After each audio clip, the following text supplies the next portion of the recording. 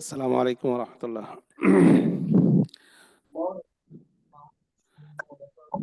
আলহামদুলিল্লাহ, আসসালাতু আসসালামু আলা রাসূলিল্লাহ। আমার কথা স্পষ্ট বোঝা যাচ্ছে? জি ভাই, বোঝা যাচ্ছে। আলহামদুলিল্লাহ, আমরা একটু দেরি করে শুরু করলাম আজকে, এই জন্য আফওয়ান। তো আজকে আমরা এতদিন আমরা ইমানের স্তম্ভগুলো নিয়ে আলাপ করছি, ইমানের ভালো দিকগুলো নিয়ে আলাপ করছি। তো আজকে আমরা এমন বিষয়গুলো নিয়ে আলাপ করব যে ইমান ভঙ্গের কারণ। তো ইমান ভঙ্গের কারণ, আমরা যেমন অজু ভঙ্গের কারণগুলো জানি, কি কি করলে অজু ভেঙে যায়। তো ইমানের একটা বিষয়টা হচ্ছে এমন, অনেক সময় মনে করে যে ইমান আনছি, আমার ইমানটা রয়ে যাবে, ইমানটা আর কখনো ভাঙবে না। বিষয়টা এমন না, ইমান আসলে ভেঙে যেতে পারে। তো সেটার জন্য আমাদের কিছু কি কি কারণে ইমান ভাঙে এটা আমাদের জানাটা খুব জরুরি। এটা অনেকেই আমরা জানি না, এবং আপনারা এই কারণগুলো দেখলে দেখবেন যে অনেকগুলো কারণ এমন হতে পারে যে আমার জীবনে হয়ে গেছে। যদি হয় তাহলে ইমান ভঙ্গ হয়ে গেলে ইমান নবায়ন করতে হয়, যেমন অজু ভেঙে গেলে অজু করতে হয়। তো সেম ভাবে ইমান ভেঙে গেলে ইমান আপনার আহ, নবায়ন করতে হতে পারে। তো সেই ক্ষেত্রে ইমান নবায়ন না করে, মানে যাতে নবায়ন করতে না হয়, এবং কি কি ভঙ্গের কারণ এটা আমরা নিজেরা জানবো, মানুষদেরকে জানাবো ইনশাআল্লাহ তাআলা। তো আমরা ইমান ভঙ্গের কারণগুলো যদি একটা একটা করে দেখা শুরু করি, যে যেগুলো হলে ইমান বা ইসলাম বিনষ্ট হয়ে যাচ্ছে। ইসলাম বিনষ্ট মানে কি, ইসলাম থেকে বের হয়ে যাওয়া হবে, তখন আপনাকে আর মুসলিম বলা যাবে না যদি এই বড় ঘটনাগুলো ঘটে। তো এটাকে মূলত আমরা 12 ভাগে ভাগ করছি এখানে। তো অনেকে এটাকে 10টা ভাগ বলে, 2টা ভাগ এখানে অতিরিক্ত আছে, কিন্তু মূলত 10টা বলি বা 12টা বলি, এই কারণগুলা থাকলেই আমরা একজনকে বলবো যে তার ইমান ভেঙে ভেঙে গেছে। তো তাকে নতুন করে ইমান আনতে হবে। আমরা এই জন্য তাকে কাফের বলবো না, কিন্তু বলবো ইমান ভঙ্গের কারণ তার ভিতরে আছে। হ্যাঁ, তাকফির করা একটা খুব গহীরত কাজ, এটা আসলে আলেমরা করতে পারে। আর এটা খুব যে ধরেন আমি একজনকে কাফের বললাম কিন্তু সে কাফের না, তাইলে এই কথাটা আমার উপর ফিরে আসবে। তো আমরা দেখি যে কি বিষয়গুলো ঘটলে আমরা ইমান থেকে বের হয়ে যাব বা ইসলাম থেকে বের হয়ে যাব, বা আমার আমার ইমান নষ্ট হয়ে যাবে, অথবা ইসলাম নষ্ট হয়ে যাবে, বিনষ্ট। অজু ভেঙে যাওয়ার কথা বলি, অজু নষ্ট হয়ে যাওয়ার কথা বলি, সেম কথা। তো এখানে ইমান নষ্ট হওয়ার কারণ, যেটা নিয়ে আমরা খুব বেশি আলাপ করি না, অজু ভঙ্গের কারণগুলো আমরা সবাই জানি, কিন্তু ইমান ভঙ্গের কারণ ধরলে দেখা যাবে যে আমরা অনেকেই পারি না। তো আমরা প্রথমেই দেখি যে কোনো প্রকার বড় শিরকে লিপ্ত হওয়া। তার মানে কি, ইমান মানে হচ্ছে এক আল্লাহকে বিশ্বাস করা, তাওহিদে বিশ্বাস করা, তাওহিদ আর উলুহিয়াত, রুবুবিয়াত এবং আসমা ও সিফাতে বিশ্বাস করা। তো যেই শিরকটা আল্লাহর এই একত্ববাদের সাথে সাংঘর্ষিক, একস্ববাদের বিপরীত, সেটাই হচ্ছে শিরক। একটা হচ্ছে কুফরি, যে আমি ইমান আনলাম না, আমি অবিশ্বাস করলাম আল্লাহ বলে কিছু নাই। আর একটা হচ্ছে আমি ইমান আনছি, কিন্তু এখন আমি বললাম ইমানের সাথে কি করলাম, বড় শিরক করে ফেললাম, মানে একত্ববাদের বিপরীত কিছু করে ফেললাম, তাহলে আমি ইমান থেকে বের হয়ে যাব, ইমানটা নষ্ট হয়ে যাবে। এরকম বড় শিরক কি, মূর্তি পূজা করা। এখন আমরা তো কেউ মূর্তি পূজা করি না, তাহলে তো আমরা বড় শিরক করতেছি না। কিন্তু এর বাইরেও আমরা বড় শিরক করে ফেলতে পারি, কিরকম?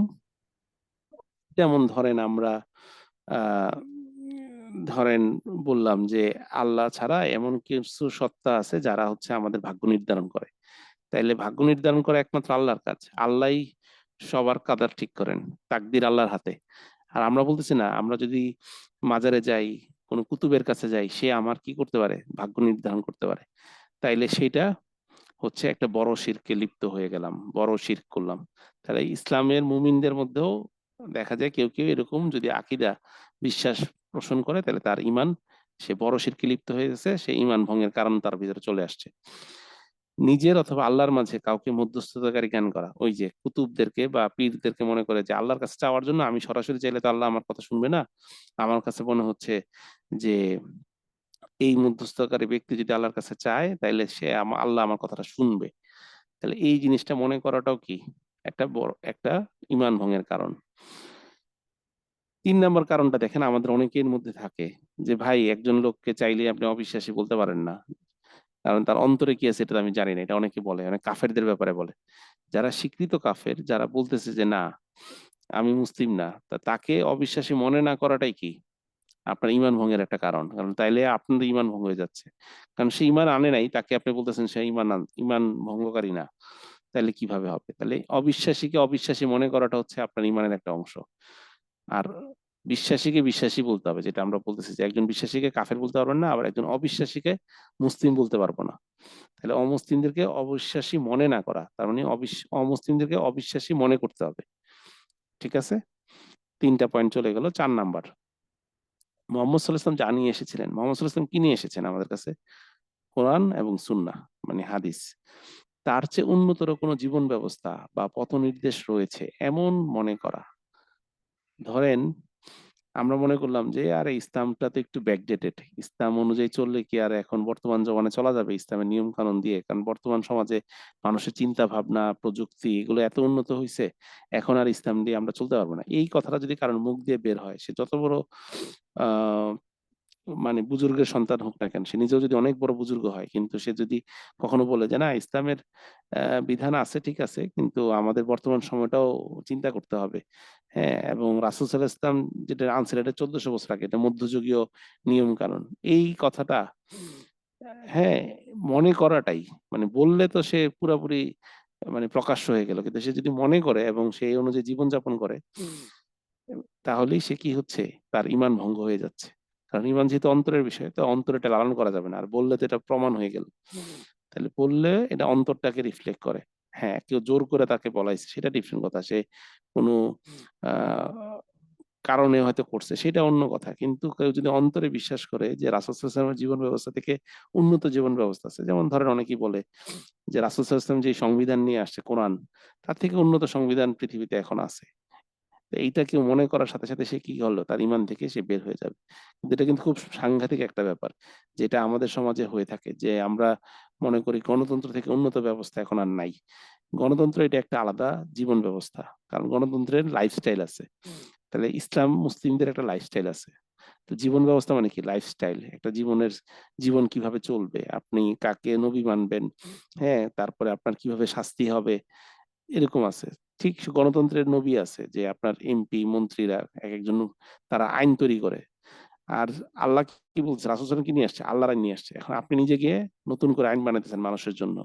তাহলে এইটা খুব গুরুত্বপূর্ণ একটা বিষয় এটা আমাদের বুঝার জন্য। তো এটা আমাদের সবসময় মাথায় রাখতে হবে এবং এটা আমাদের ঈমান থেকে বের করে দিতে পারে এবং এটা আমাদের আশেপাশে অনেক হয়। এটা নিয়ে আমরা সজাগ না। আমরা অনেক সময় গিয়ে ভোট চাই, হ্যাঁ? আমাকে ভোট দেন গণতন্ত্রের পদ্ধতিতে। হ্যাঁ, অনেক ইসলামিক দলও গণতান্ত্রিক পদ্ধতিতে ভোট করে। তাহলে ২ জনের ওই যে মাকাসারটা কি সেটা দেখতে হবে। সে হয়তো বলতেছে যে সবাই চলে যাচ্ছে, মুসলিমদেরকে এখন কিভাবে নিরাপত্তা দেওয়া যায় সেটার কারণে হয়তো সে করে। সেটা ডিফারেন্ট আলাপ। ওইটা আমরা করতে যাব না। কিন্তু তারা মনে প্রাণে বিশ্বাস করে যে কোরআন হলো সর্বশ্রেষ্ঠ সংবিধান। আমরা কোরআনের সংবিধান বাস্তবায়ন করতে পারতেছি না। আপাতত গণতন্ত্রতেই আমরা যাই তারপরে আমরা সংবিধানকে কোরআনকে সংবিধান হিসেবে বানাবো। সেটা তাদের লক্ষ্য উদ্দেশ্য হইতে পারে। সেটার কারণে সে হয়তো কাফের হয়ে যাবে না। কিন্তু একজন লোক মনে করতেছে না কোরআন দিয়ে স আমাদের জীবন চলতে পারবে না। তাহলে এইটা কি হয়ে গেল? সে ইসলাম থেকে ঈমান থেকে খারিজ হয়ে যাবে। দেন দিন ইসলামের অবিচ্ছেদ্য কোনো অংশকে অপছন্দ করা। যদি বাস্তবে বা বাহ্যিকভাবে কেউ তা পালন করেও থাকে। যেমন ধরেন একজন লোক দাড়ি রাখছে। কিন্তু সে মনে করে দাড়ি রাখাটা ছোট ইয়াং ছেলেরা দাড়ি রাখবে এটা সে পছন্দ করে না। তার বয়স হয়ে গেছে। সেইজন্য সে দাড়ি রাখছে, দাড়ি রাখতে তার সুন্দর লাগে। কিন্তু ইয়াং ছেলে যাদের দাড়ি সুন্দর করে উঠে না, সেটাতে সে পছন্দ করে না। তার মানে কি ইসলামের সাথে একেবারে অবিচ্ছেদ্য অংশ। কারণ এটা ওয়াজিব। রাসূল সাল্লাল্লাহু আলাইহি ওয়াসাল্লাম বলছে ছেড়ে দিতে। রাসূলের নির্দেশ। এটা একেবারে কোনো ইখতিলাফ নাই। কিন্তু এইটাকেই সে অপছন্দ করতেছে। ইসলামের কোন বিধানকে যেমন ধরেন পর্দা। ইসলামের একটা অবিচ্ছেদ্য অংশ মহিলাদের জন্য। কেউ বলতেছে মহিলাদের পর্দা নিয়ে হাসি ঠাট্টা করল। সে বলল যে এই তাবু পইড়া চলতেছে। সে দ্বীন ইসলাম থেকে তার ঈমান ভঙ্গ হয়ে গেছে। তাকে ঈমান নবায়ন করতে হবে। এবং দিনের কোনো বিষয়ে বা তা পালনকারীদের নিয়ে হাসি ঠাট্টা করা। ইসলামের কোনো বিষয় নিয়ে হাসি ঠাট্টা করা। যেমন ধরেন অনেকে নিঞ্জা বলে যারা পর্দা করে। এই যে হাসি ঠাট্টা করতেছে এটার কারণে তার ইসলামটা তার ঈমানটা ভঙ্গ হয়ে গেছে। ঈমানটা তার নষ্ট হয়ে গেছে। জাদু-টোনা করা। আমাদের মধ্যে অনেকেই আছে জাদু-টোনার কাছে যায়। জাদু-টোনা করে একজন আরেকজনকে জাদু-টোনা করে। তাইলে এইটা যে বিশ্বাস করে এবং করে সে তারা শিরক করলো।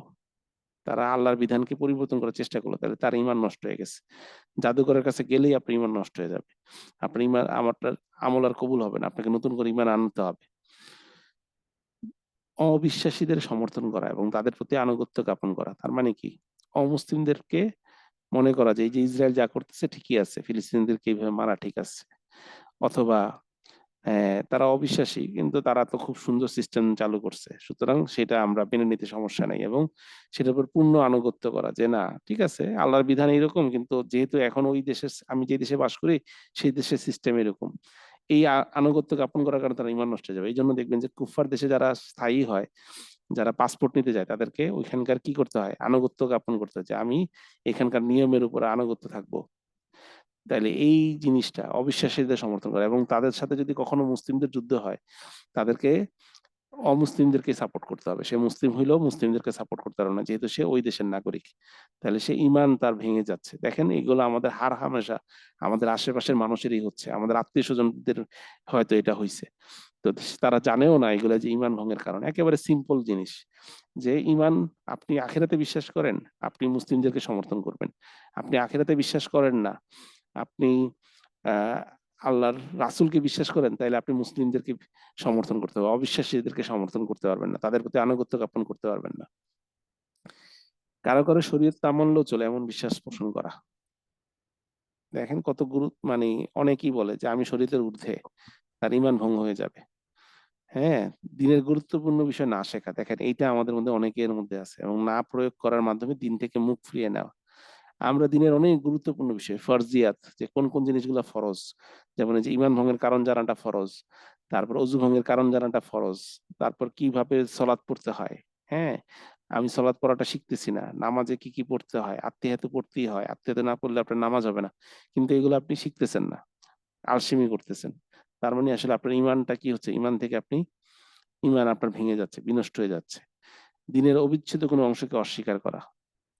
যে আমি মনে করি যে একটা হচ্ছে যে আমি অবজ্ঞা করছিলাম, হাসি ঠাট্টা করছিলাম। আর এটা হচ্ছে অস্বীকারই করলাম যে এটা নাই। যেমন এখন জিহাদ নাই। ধরেন কথার কথা কেউ যদি বলে ফেলে। জিবাদ ই ই দিনের একটা অবিচ্ছেদ্য অংশ। জিহাদ একটা ফরজ। কুতিবা আলাইকুম কিতাল আল্লাহ আদেশ করছেন। কিন্তু সেটাকে কেউ যদি হ্যাঁ, এখন কোথায় প্রয়োগ করবেন, কেমনে প্রয়োগ করবেন এটা মাসলা মাসাইল আছে। সেটা ডিফারেন্ট আলাপ। আলেমরা সেটা নিয়ে কথা বলবে। কিন্তু আপনি অস্বীকার করে ফেলছেন, তাহলে আপনি ইসলাম থেকে বের হয়ে যাচ্ছেন। কেউ বলল যে সালাত ৫ ওয়াক্ত কে বলছে? কোরআনে মাত্র ৩ ওয়াক্ত আছে। সে ইসলামের একটা অবিচ্ছেদ্য অংশকে কি করতেছে? ৫ ওয়াক্ত সালাতকে অস্বীকার করতেছে। কেউ বলতেছে না ঈমানের ৫ টা এটার মধ্যে ৪ টা বিশ্বাস করি, ১ টা বিশ্বাস করি না। আমাদের জন্য হজ ফরজ না। আর বাকি সবগুলো আমি বিশ্বাস করি। তাইলে সে কি হলো? এই অবিচ্ছেদ্য অংশকে অস্বীকার করার কারণে সে ঈমান থেকে বের হয়ে গেল। এই পৃথিবীতে এমন অনেক লোক আছে যে বলে হজ দরকার নেই। হুম? এই হজটা আসলে ওই সময় প্রচলিত করছিল। বাংলাদেশেই আছে এমন সে মন্ত্রী ছিল, এমপি ছিল। সে বলছে এই হজ করে হচ্ছে ডাকাতরা টাকা চুরি করতো। ওইটা যেহেতু করতে পারতেছিল না, তো রাসূল সাল্লাল্লাহু আলাইহি ওয়াসাল্লাম এরকম করছে। দেখেন সে হাসি ঠাট্টা করতেছে। ইসলামের একটা বিধান নিয়ে কুরুচিপূর্ণ মন্তব্য করছে এবং সে অস্বীকার করে বসছে। তাহলে সে ঈমান তার ভঙ্গ হয়ে গেল। এবং ১২ নাম্বার কারণ যেটা অনেকে আবার এটার মধ্যে মতবিরোধ আছে। একটা হচ্ছে সালাত পরিত্যাগ করলে। কারণ রাসূল সাল্লাল্লাহু আলাইহি ওয়াসাল্লাম বলছেন যে সালাত পড়ে সে হচ্ছে কাফের আর মুমিনের মধ্যে পার্থক্যকারী হচ্ছে সালাত। যে মুমিন সালাত পড়ে আর যে মুমিন না সে সালাত পড়ে না। তাহলে কেউ যদি ইচ্ছা করে সালাত ত্যাগ করে, তাহলে ইসলামের একেবারে কালেমার পরের হুকুমই হলো সালাত। আর সেটাই যদি কেউ ত্যাগ করে যে সে সালাত পড়তেছে না, তাহলে সে ইসলাম থেকে বের হয়ে যাবে। এজন্য সব ইমামদের মধ্যে ঐক্যমত আছে যে সালাত ইচ্ছা করে ত্যাগ করছে সে মুরতাদ হয়ে যাবে। তো ইমাম আবু হানিফা বলে কেউ যদি এক ওয়াক্ত সালাত না পড়ে তাহলে ওই ওখানকার যে পুলিশ থাকবে শরিয়া পুলিশ সে গিয়ে তাকে ধরে নিয়ে আসবে ৩ দিন তাকে সময় দেওয়া হবে যে সে তওবা করবে এবং সে বলবে যে আর কখনো সালাত ত্যাগ করবো না তাহলে তাকে মানে সে ইসলামের মধ্যে থাকবে আর অন্যান্য সব ইমামদের একমত যে কেউ যদি এরকম সলাৎ ত্যাগ করে তাহলে তাকে হত্যা করতে হবে সে মুরতাদ হয়ে গেল অস্বীকার করলো যে সে সলাৎ পড়তেছে না তাহলে দেখেন এটা কত গুরুত্বপূর্ণ একটা বিষয় কিন্তু দেখা যায় আমরা অনেক সময় আলসেমি করে সালাত ত্যাগ করে ফেলি আল্লাহ আমাদেরকে হেফাজত করুক তো আমরা যা শুনলাম তা আমাদের বুঝার তৌফিক দান করুক আবার আগামীকাল ৫:০৫টায় দেখা হবে আজকের জন্য দেরি হওয়ার জন্য আমি ক্ষমা প্রার্থনা করতেছি তো আজকে এখানে শেষ করি সুবহানাকাল্লাহ বিহামদিক আশহাদু আল্লা ইলাহা ইল্লা আনতা আস্তাগফিরুল্লাহ ওয়া আতুবু ইলাইক আসসালামু আলাইকুম ওয়া রাহমাতুল্লাহি ওয়া বারাকাতুহু ওয়ালাইকুম আসসালাম ওয়া রাহমাতুল্লাহি Please.